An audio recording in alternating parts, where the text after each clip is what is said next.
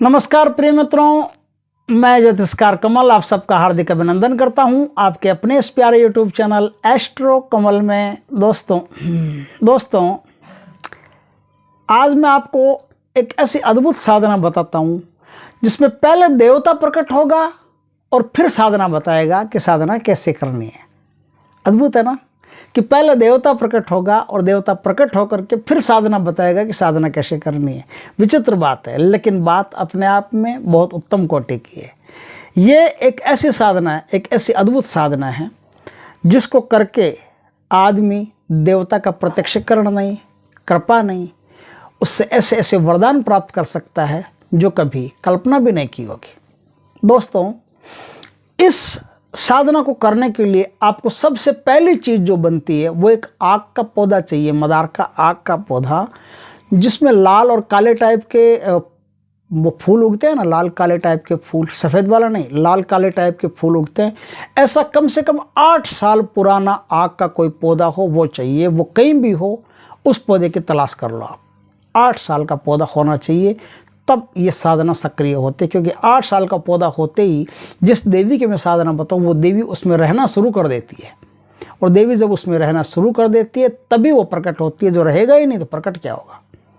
तो 8 साल पुराना आप आग का कोई पौधा ढूंढ लीजिए और उसमें आपको ये साधना करनी है। अब करनी कैसे है वो बताते हैं आपको। करनी ऐसे है दोस्तों, हमारे एक मित्र हैं चित्तौड़गढ़ के, वो तंत्र में बहुत अच्छी महारत उन्होंने हासिल कर रखी है, कई तंत्र के कार्य वो जानते हैं, बहुत सारी ऐसी गुप्त गोपनीय साधनाएं उनके पास है। उन्होंने एक साधना की, उस साधना के बारे में उन्होंने जिक्र किया और बताया कि एक ऐसी साधना होती है जो बड़ी विचित्र है। ये मदार की देवी की साधना है, और ये जो मदार की देवी होती है उनके हाथ में हमेशा एक छोटा सा बच्चा होता है, शिशु होता है, छोटा सा शिशु होता है। हमेशा एक बच्चे को वो ऐसे गोद में झुलाती रहती है, कभी दूध पिलाती रहती है, कभी झुलाती रहती है, इसी रूप में वो प्रकट होगी। तो मदार की देवी की साधना है, और मदार की देवी को जिसने प्रकट कर लिया या जिनके सामने प्रकट हो गई है, जिन पर कृपा हो गई, उसके जीवन में कोई भी चीज़ की कमी रहती ही नहीं है। उसे सट्टे का नंबर चाहिए तो सट्टे का नंबर मिल जाता है, आईपीएल का नंबर चाहिए तो आईपीएल में कौन सी टीम जीतेगी, कब जीतेगी, उसका भी पता चल जाता है। किसी भी व्यक्ति का भूत भविष्य वर्तमान पता करना हो चल जाता है। उसके दुश्मन ज़्यादा देर तक टिक नहीं सकते उसके सामने। ऐसी 1000 प्रकार की विधाएँ हैं जो मदार की देवी प्रदान करती है। ऐसे कई वरदान हैं जो साधक के साथ अपने आप बने ही रहते हैं, बस साधक को जैसे वो साधना बताए वैसे साधना करनी पड़ती है। लेकिन उस साधना को करने से पहले, वो प्रकट होने से पहले आपको क्या करना पड़ेगा। चतुर्दशी 14 की रात को आपको क्या करना पड़ेगा, 12 बजे के आसपास उस मदार को आप लिस्टेड कर लीजिए, पहले चिन्हित कर लीजिए कि उसी मदार के पास आपको जाना है जिस मदार का मैंने अभी जिक्र किया है। उस मदार के पास जाकर के क्या करना है उस मदार के पास 5 चीज़ें ले जानी हैं। कुमकुम हो, सिंदूर हो, दाल हो, चावल हो और गेहूँ हो। दाल, चावल, गेहूँ, कुमकुम, सिंदूर, ये 5 चीज़ें होंगी। इन 5 चीज़ों को मिक्स कर लीजिए, एक कोई पॉलीथीन में डाल लीजिए, थैली में डाल लीजिए। डाल करके आप रात 12 बजे के आसपास उस पौधे के पास जाएंगे। आपको जाते हुए कोई नहीं देखे, आते हुए कोई नहीं देखे, इस बात का खास ख्याल रखें। और शुद्धता इसमें अत्यधिक ज़रूरी है। उस दिन आपने संभोग नहीं किया हो, उस दिन आपने किसी से झगड़ा नहीं किया हो, उस दिन आपने किसी को बुरी नज़र से नहीं देखा हो, और उससे पहले ये प्रोग्राम आप शुरू कर लेना ताकि प्रैक्टिस हो जाए कि आपको इन चीज़ों का ध्यान रखना है। उस दिन कोई गलत खाना नहीं खाया हो, मांस, मदिरा, शराब आदि का सेवन नहीं किया हो, प्याज, लहसुन आदि कुछ भी नहीं खाया हो, ऐसी कोई भी चीज़ हो जिनसे मुंह से बदबू आती हो ऐसी भी नहीं खाई हो। इस प्रकार से शुद्धता का अत्यधिक पालन करना ज़रूरी है।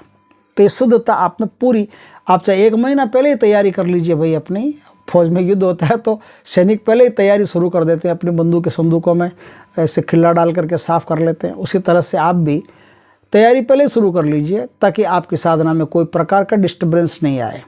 आपको जाना है, जा कर के मदार की देवी से कहना कि हे मदार की देवी, मैं आपके लिए भोग लाया हूँ, कृपा करके इस भोग को स्वीकार करो। ऐसा करके, और वो जो मिक्स सामान आप ले गए हो वो मिक्स सामान उस मदार के पौधे में डाल दें। डाल करके बिना मुड़े, बिना पीछे देखे आप अपने घर आ जाएं। आपका काम यहाँ तक हो गया, अब आगे का काम वो करेगी। उसी रात अगली रात, उससे अगली रात, कोई भी रात हो सकती है, किसी भी रात को आपको कान में आवाज़ आएगी ज़ोर से, आ जाओ जल्दी आओ, आ जाओ जल्दी आओ, आ जाओ जल्दी आओ। आप फटाफट घर से निकलो, भागते हुए से पहुंच जाओ वहाँ, फटाफट निकलो। ज़्यादा मतलब तेल सिंदूर लगाने की ज़रूरत नहीं है, ये खूबसूरती लगाऊँ, वो करूँ वो करूँ। जैसे हो वैसे निकल जाओ, जैसे रात को सोए हो वैसे निकल जाओ और निकल करके फटाफट उस पौधे के पास पहुंच जाओ। जैसे ही आप उस पौधे के पास पहुंच करके कहोगे कि हे मदार की देवी मैं आ गया, आने के साथ ही मदार की देवी उसमें से प्रकट हो जाएगी और हाथ में छोटा सा बच्चा। डरना मत, डर जो डर गया वो मर गया, गब्बर सिंह ये कह के गया। डरना वरना मना है, क्योंकि साधना में कदम ही रख दिया, उंगल में सर दे दिया, मूसल से क्या डरना। जो साधना में आ ही गया उसे डर वर नहीं लगता। तो डरना बिल्कुल बंद करके आप इस साधना में प्रवेश करेंगे और मदार की देवी के सामने आप कहेंगे कि मदार की देवी में आ गया, तो इसके साथ ही मदार की देवी उसमें से प्रकट होगी और अब वो आपसे बातें करेगी। देखो मदार की देवी बहुत सुंदर है। मदार की देवी को सामने प्रकट होते ही माता कहना है, माता मैं आ गया, कृपा करो। माता का दर्जा ही देना आप, और कोई गलती मत कर लेना, माता का दर्जा ही देना। माता का दर्जा देने के बाद में वो आपको अपने उस शिशु के भांति रखना शुरू कर देगी। शिशु को कोई तकलीफ होती है, माँ को पहले तकलीफ होती है, वो तकलीफ होने नहीं देती शिशु को।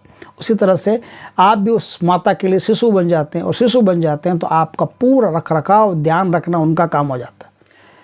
अब आपको कहेगी कि बेटा तूने मुझे प्रकट कर लिया, लेकिन प्रकट करना सब कुछ नहीं है, अब तुम इस प्रकार से मेरी साधना करो, इतने दिन करो, ये करो वो करो, इस जगह ये सामान, कोई सामान अगर आपके पास नहीं मिल रहा हो वो जो मांगे तो वो सामान भी आपको उपलब्ध करा देगी।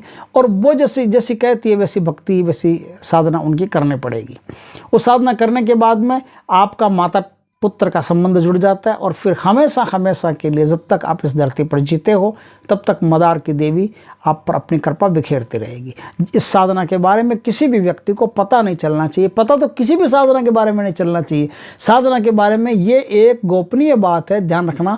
हमारे मित्र है जय सिंह जी, वो कहते हैं कि किसी ने कोई साधना की थी, कोई संदूलिनी की, और जाकर के बता दिया था कि मैंने ऐसे साधना की, ऐसे अनुभव हुआ। तो संदूलिनी रात को जब वो साधना कर रहा था तो उसको कहा कि एक दिन का भी सब्र नहीं हुआ भाई तुझसे, जाके लोगों को बधाई बांट दी मेरी, अब ले प्रसाद चख। तो पटक पटक के मारा उसको। तो साधना में ये गलती नहीं होनी चाहिए कि कोई साधना कर रहे हो वो किसी को भी आप कहेंगे, किसी को नहीं कहना है। आपको सिर्फ अपनी साधना अपने तरीके से करते रहना है बस, और कुछ नहीं। कोई सवाल कोई जवाब नहीं, आपका जो गुरु हो उससे आप डिस्कस कर सकते हो और किसी से भी नहीं। कानों कान खबर नहीं होनी चाहिए कि आप क्या कर रहे हो। तो इस प्रकार से साधना होती है, बड़ी ज़ोरदार साधना है।